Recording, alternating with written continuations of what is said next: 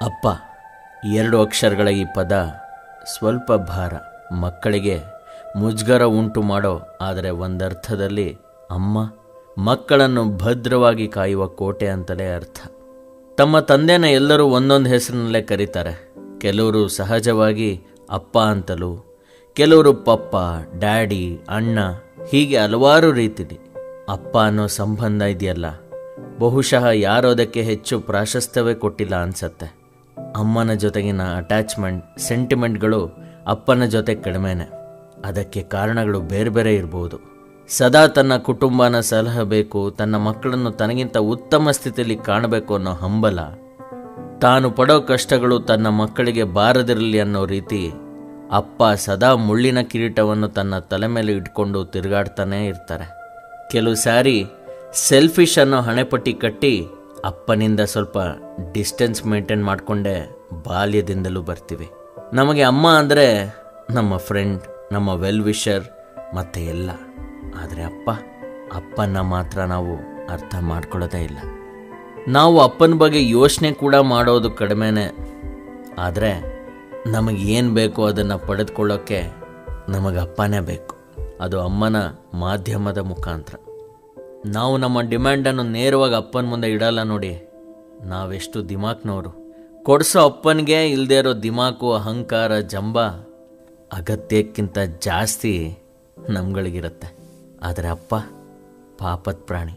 ತನ್ನ ವರಮಾನ, ತನ್ನ ಖರ್ಚು ಇತ್ಯಾದಿಗಳಿಂದ ಕಂಗೆಟ್ಟಿದ್ರು ತನ್ನ ಮಕ್ಕಳು ಕೇಳಿದ್ದು, ಕೇಳದೆ ಇರೋದನ್ನು ಸಾಲ ಮಾಡಿದ್ರೂ ಸರಿನೇ ಕೊಡಿಸೋಕೆ ಅಂತ ರೆಡಿಯಾಗಿ ನಿಂತಿರ್ತಾರೆ. ಜೀವನದಲ್ಲಿ ಒಂದು ಸಾರಿನೂ ತಮ್ಮ ಬರ್ತಡೇ ಮಾಡಿಕೊಳ್ಳದ ಅಪ್ಪ ತನ್ನ ಮಕ್ಕಳ ಬರ್ತಡೇನ ಸಾಕಷ್ಟು ಅದ್ಧೂರಿಯಾಗಿ ಆಚರಿಸೋಕೆ ಪ್ರಯತ್ನಿಸ್ತಿರ್ತಾರೆ. ಯಾವುದೋ ದೊಡ್ಡ ಹಬ್ಬ ಆಚರಿಸೋ ರೀತಿಲಿ ತನ್ನ ಫ್ರೆಂಡ್ಸ್ನ, ನೆಂಟರನ್ನ ಕರೆದು ಸೆಲೆಬ್ರೇಟ್ ಮಾಡ್ತಾರೆ. ಆದರೆ ನಾವು ಅವ್ರು ಹಾಕೊಳ್ಳೋ ಬಟ್ಟೆ, ಚಪ್ಪಲಿ ಕಡೆ ಗಮನನೇ ಹರಿಸಲ್ಲ. ಅಪ್ಪನ ಬನಿಯನ್ನಲ್ಲಿ ಜೇನುಗೂಡಿನಂಥ ತೂತುಗಳು ವಾರಕ್ಕೂ ಹೆಚ್ಚಾಗ್ತಾ ಹೋದರೂ ನಾವು ಗಮನಿಸೋದೇ ಇಲ್ಲ. ನಿಜಕ್ಕೂ ನಾವು ಎಷ್ಟು ಕ್ರೂರಿಗಳಲ್ವಾ.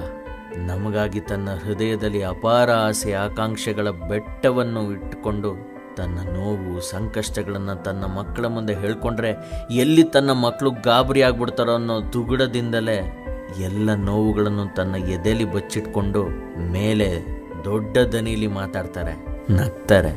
ಆದರೆ ಅವರ ನೋವಿನ ಆಳ ತಿಳಿಯೋದೇ ಇಲ್ಲ. ನಮಗೆ ಅಮ್ಮ ಬಂದು ತುತ್ತಿನ್ನಿಸ್ತಾಳೆ ನಿಜ. ಆದರೆ ಆ ಅನ್ನದ ತುತ್ತು ಬರೋದು ಅಪ್ಪನ ದುಡಿಮೆಯಿಂದಲೇ ಅಲ್ವಾ. ಅದನ್ನು ನಾವು ಅರ್ಥ ಮಾಡ್ಕೊಳ್ಳೋಕ್ಕೆ ಹೋಗೋದೇ ಇಲ್ಲ. No problem. ನೆನ್ನೆಯ ತಪ್ಪನ್ನು ಇವತ್ತು ನಾಳೆನೂ ಮುಂದುವರ್ಸೋದು ಬೇಡ. ಅಪ್ಪನ ನಾವು ಫ್ರೆಂಡ್ ಅಂತ ಕನ್ಸಿಡರ್ ಮಾಡೋಣ. ಅವ್ರ ಜೊತೆ ನಮ್ಮ ಕಷ್ಟ ಸುಖ ಹಂಚ್ಕೊಳ್ಳೋಣ. ಅವರ ಕಹಿ ಸಿಹಿಗಳ ಬಗ್ಗೆ ನಾವು ತಿಳ್ಕೊಳ್ಳೋಣ.